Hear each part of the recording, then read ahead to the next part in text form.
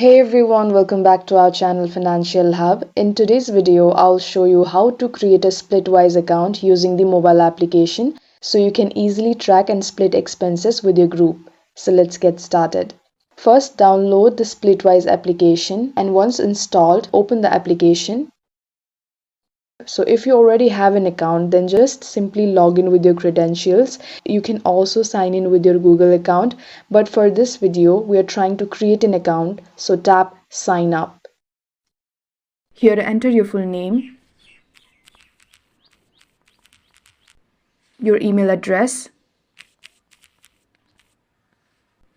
Now generate a strong password and your phone number. You can also upload your photo as your profile picture for this account by tapping on the camera above. If you want to change your currency, then tap change, but for now I'll skip this one and tap done. Now here, simply swipe the screen left, and as the screen says, tap anywhere to begin. And yes, that's it. Now you're logged into your new Splitwise account. You can start creating groups, adding friends and splitting expenses.